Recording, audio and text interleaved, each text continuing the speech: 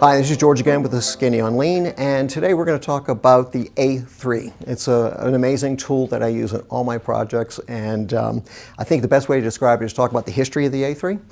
And like most tools in Lean, it starts with the Toyota production company.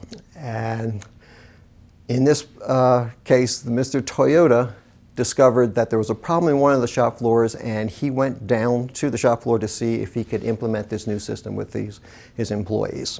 And what he did was ask for an A3 paper. Now, A3 is a paper size, the European paper size, which is approximately 11 by 17. It was the largest piece of paper that he had available, so that's why he asked for that size. And that's as simple as, that's why it's called an A3. And what he did was he drew this cross through it, and in the upper right-hand corner, he said, what's supposed to happen? What is the ideal situation? And the people on the shop floor described what was supposed to happen. Now, keep in mind, he didn't tell them what the ideal situation was. He recognized that he knew how to run a company, but the shop floor, the people on the shop floor knew what was supposed to be happening. They knew how to do their job.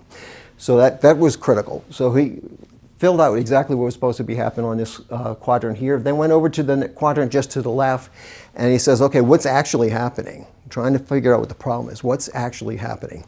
So the staff again described exactly what was happening.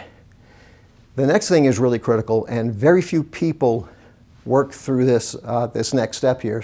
He kept asking why it was happening. He wanted to find out what the root cause. Because a lot of times you see a problem is happening, it's actually a symptom of something else, and you have to dig down deep. Just keep asking why until you find the root cause. So he went from the ideal state to what's happening to why it's happening. Once he understood what was, why things were happening, he had a short list there. Then, with his staff, he developed the solutions, the countermeasures for those root causes. So it's really critical. This is a staff-led process. This is the scientific method going from one quadrant to another.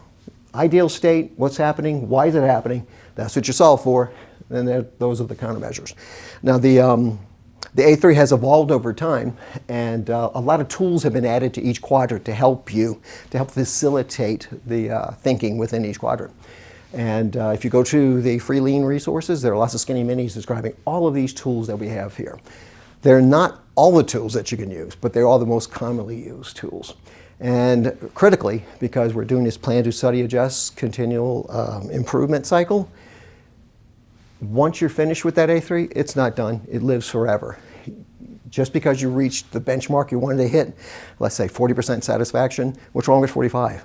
Keep going round and round so that you can continuously improve that process.